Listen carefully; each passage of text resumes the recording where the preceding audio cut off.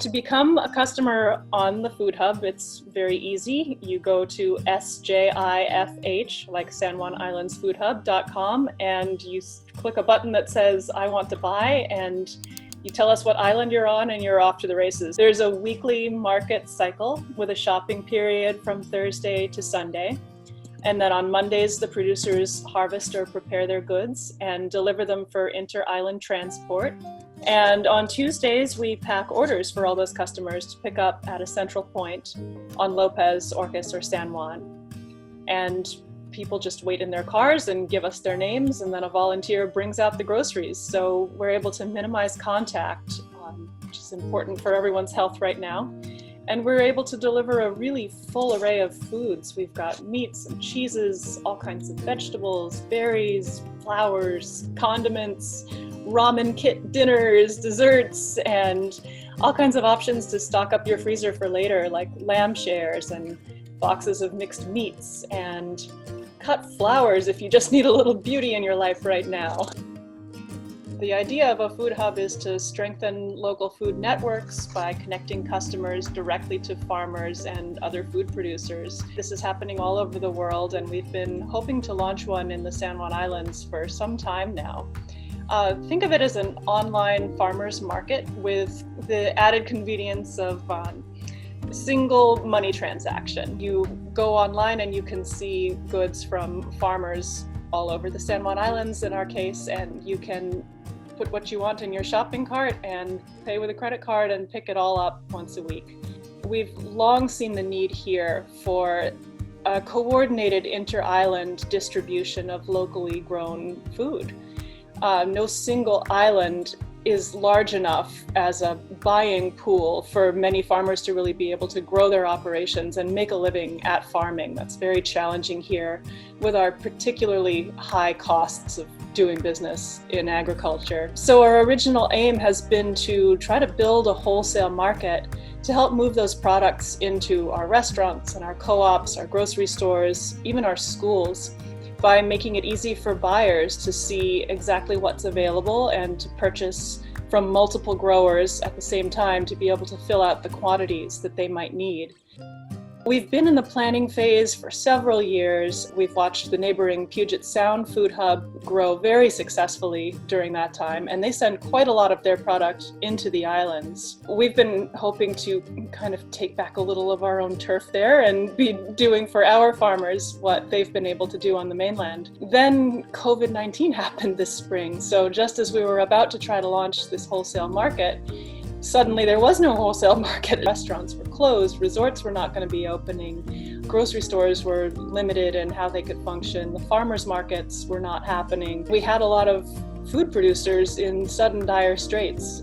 Everyone understands what that's like right now, but for our growers, we had many people who suddenly had no market to sell their milk or their cheese or their meat or their market produce. So we made a quick decision with the Food Hub to quickly pivot and be a direct-to-consumer market so that we could just help farmers survive this season with very few tourists, with restrictions on the size of farmers markets and very few sales channels. The benefits of the Food Hub to a local farmer or producer are that you can really offer as much or as little on the hub each week as you desire. So it's a really good supplemental sales channel for people who are also operating CSAs or farm stands or selling at the live farmers markets. A lot of farmers are growing on contracts to food banks on Orcas and Lopez this year.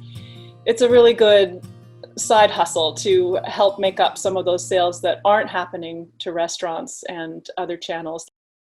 Farmers and producers can set their own prices, and they don't have to harvest or prepare the foods until they've received all the orders. So there's no waste. There's no harvesting a bunch of stuff you hope you're going to sell, and then if it doesn't, you got to figure out what to do with it. You can see what other food producers are offering. So over time, we're hoping farmers are starting to get into a more collaborative mindset and start to see where people are specializing, where there's holes in the market, where you could expand to fill a niche. We're hoping to start to see some collaborative planning in what we plant so that it's not everyone trying to do the same thing, but we can start to develop some more harmonious specializing. Producers on Lopez and Orcas are now able to access the San Juan customer base, which is about 70% of our Food Hub sales so far are here in Friday Harbor. So getting access to those markets, I think, is going to be really helpful to folks on other islands.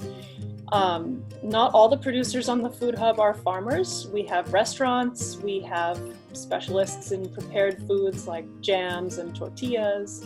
We've got crafters who make soaps, salves, and hand sanitizers, other hygiene products.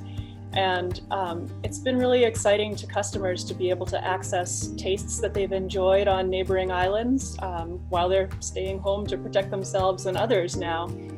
And some of our growers have never sold retail products before, and the Food Hub is now allowing them to keep operating without having to invest in freezers and refrigerators and all the other infrastructure that goes into running your own farm stand or trying to reach people directly while restaurants and resorts are closed.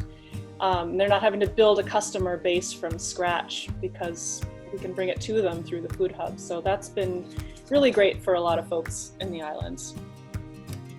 We've grown faster than anyone expected, and that's great news. We're really excited about it, but it's brought us bumping up against the ceiling of our community options for food storage and distribution centers. So I think if we can be thinking about county solutions, and I know that there are groups forming and planning and thinking through at the county level, what do we need to invest in to really have food security here? So those conversations are happening, and I would just really encourage everyone to kind of tune into that and put it at the forefront of their communications with our county leadership, and just really make the case that this is important to us as islanders and really an important part of having a secure future here.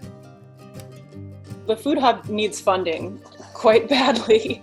We're operating on a donation right now that allowed us to cover transportation costs for the first season so that we could launch with inter-island connectivity right away.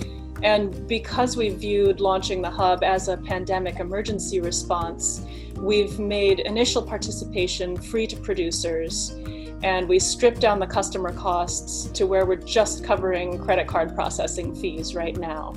And the labor to pack all of the food is entirely volunteer at this point. We're really committed to finding a balance point where hub goods are affordable to customers and producers are making a fair price, but the hub also covers its costs and can pay fair wages to people. We're also seeking to collaborate with any organizations working for food equity and access in the islands and to reach homebound seniors. And we hope to clear hurdles with the government to be approved to accept EBT payments very soon. We applied to do it the moment we launched the hub, but it's been such a slow process. It's been really frustrating not to have that piece in place, because we really believe that local food should be for everyone, and we're eager to see how the hub system can help bring this about.